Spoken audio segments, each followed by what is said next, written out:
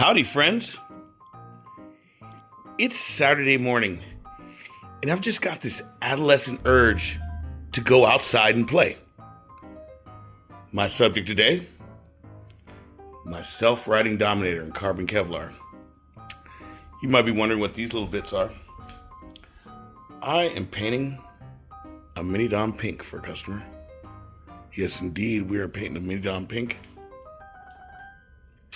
And it's going to go great with the motor, with the stock motor in purple. But anyway, I'm going to get outside and play with the self-riding Dominator. I typically don't go run RC boats on Saturdays, believe it or not, because that's when there's the most people at the lake, especially at my lake. There's the rowing team and stuff like that. And out of the respect, I'm not going to go challenge them. You know what I mean? Go when they're the most. I go there when they're there the least, even though our schedules do overlap.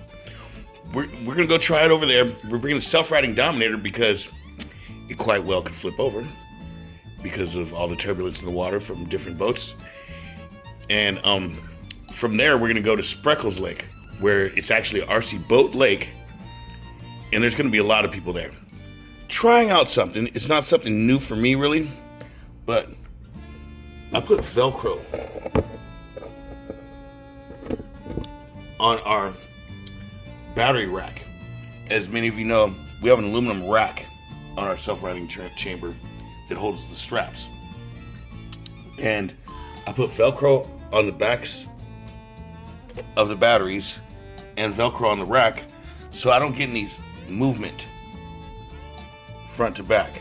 So my CG doesn't change if the boat crashes really hard, because this boat's really fast and it's liable to crash pretty violent. But that's in the process of making this thing a showboat. I want a showboat that I can just go out there and no matter how rough the water is, self-riding, you know what I mean? If it flips over, it flips back. If something goes wrong, we got foam in the hatch, it's coming back. We got foam bunk caked up in there. It's not gonna sink, and it just makes this thing indestructible. I'm gonna make it waterproof. I'm gonna show you guys how I waterproof my servos with dielectric grease. It works really well. And I think I'm gonna dielectric cram the receiver as well. So like I said, no matter what happens, no matter how much water gets in, no matter what, she's gonna keep on ticking. But enough of tutorial. Let's hit the road.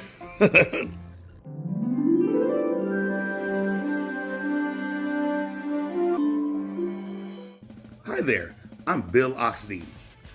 I raced radio controlled model boats for over 25 years. Over that time, I won a lot of races and broke a lot of records, and I learned a lot, not just about boats, but about life. Eventually, I graduated to full-size drag boats, and I've had a great time doing that. Now, I have my own RC boat factory. We make the world's fastest, most reliable radio-controlled boats. Join us as we show you all about it. Here we are at one of my home RC boat lakes. In fact, this is my main home RC boat lake. This is where, I wouldn't say where it all started, but it all progressed here. All those SAW records, all the testing for racing, all went on here. I'll go around those buoys. You can see this place featured in my older videos. This is a designated RC boat lake. If you look right here, a gentleman's putting a rigger in the water.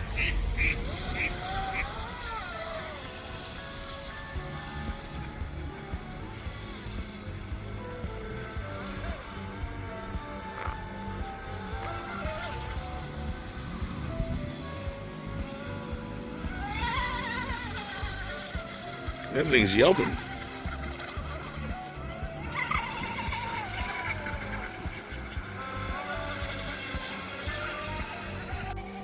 That is a big ass hole. What kind of gopher is that? Yeah, I used to run here a lot until the sailboat club got tired of me and they made these rules. Sailboats and powerboats have full use of Spreckles Lake.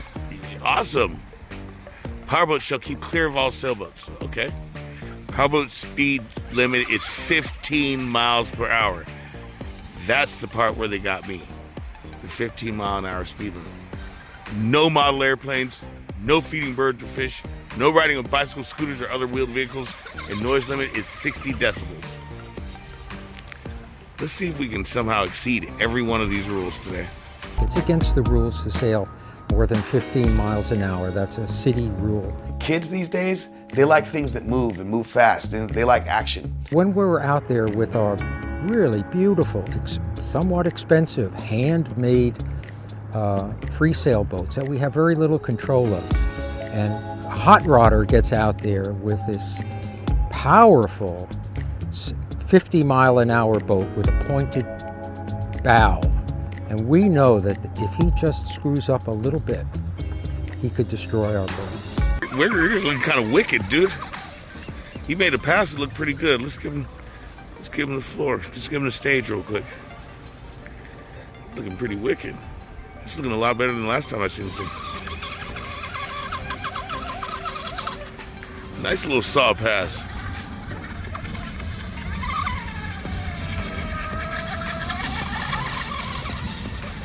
That looks good.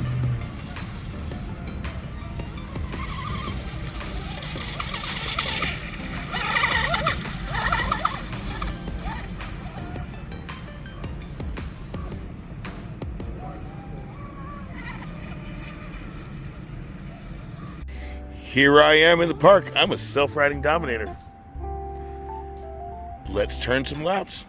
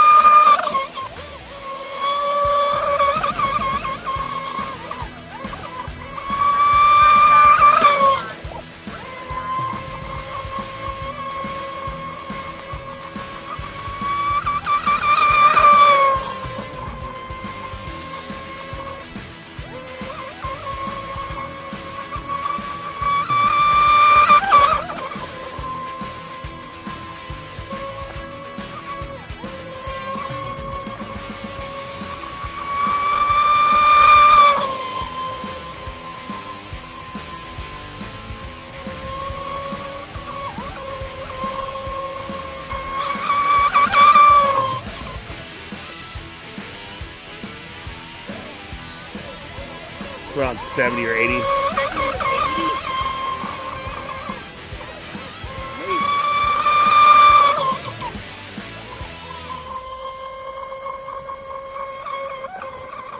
Receiver battery 5.9.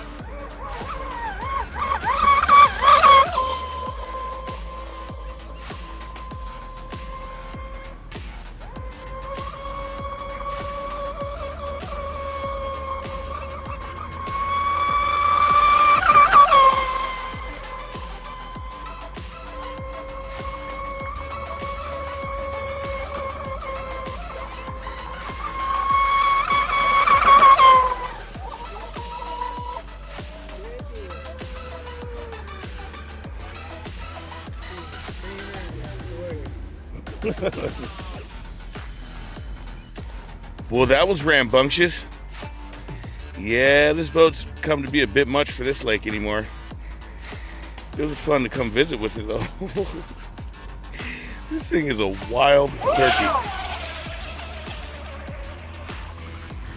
Okay, I like that. That thing tumbled a bunch, and them batteries didn't move. I really like that. Okay, now I admit, this is kind of on the sketchball side of things. These people are still all out here racing. Kayaks, canoes, or whatever the fuck they're racing. But the show must go on. We got the self-riding Dominator. He's gonna hit the water. Okay, it looks like we actually caught the tail end of racing. There's no more race boats out there, and they're actually returning their chase boat out there. Let's get to it.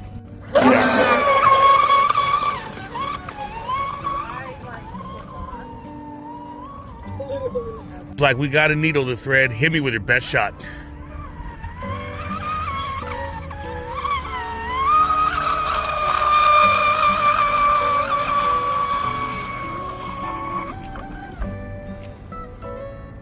Self-riding Dominator. RS signal lost.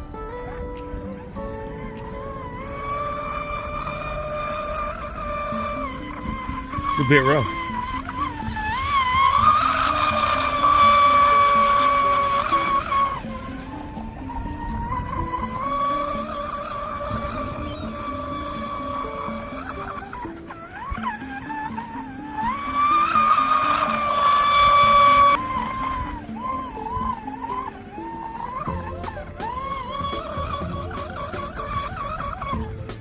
Receiver battery 5.9.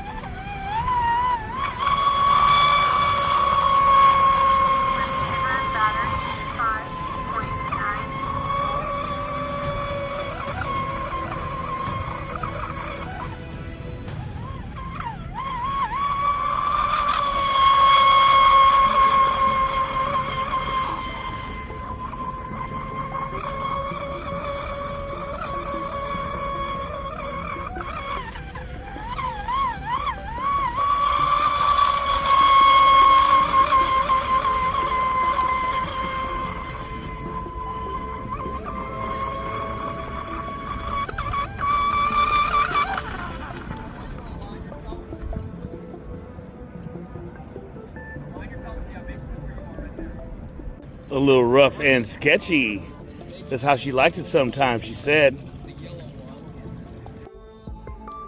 Dear friends, I am very pleased with the results I've gotten from my strap situation.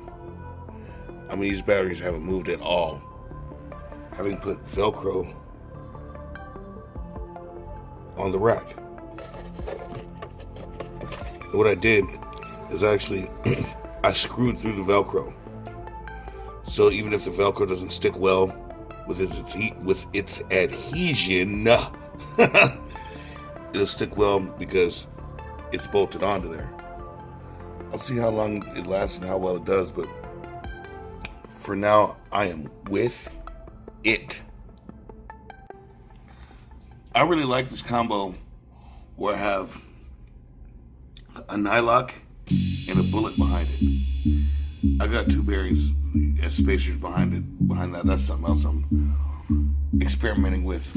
But, yeah, I really like that. And something else I wanted to take note of, or make note of, is our newer self-riding Dominators.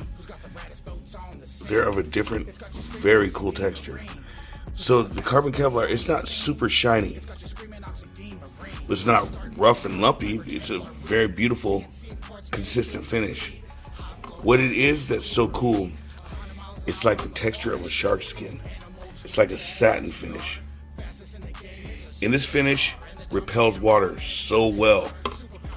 That's why you see the boat is like just flying out there, because the bottom is what goes against the water. This ain't the bottom, this is the deck, but the bottom is what rides on the bottom, rides up against the water. And when that repels water, it goes really well. Like I had this boat just on my pants, like just in my lap, and it slides around on my pants. It wants to slide right off my pants. That's because it's not sticky. Believe it or not, water and surfaces actually have adhesion. Just something I wanted to note to you guys. Well, there you have it, guys. A Saturday afternoon with me and the self-riding Dominator. We went and checked out my old lake. Now we came to my home lake. And we even got to bypass the racers. But if you like these adventures and you want to learn more about RC boats, subscribe to our channel. Smash that like button, and by all means, continue enjoying radio control model boats. Bill Oxidean and the self-riding Dominator, over and out.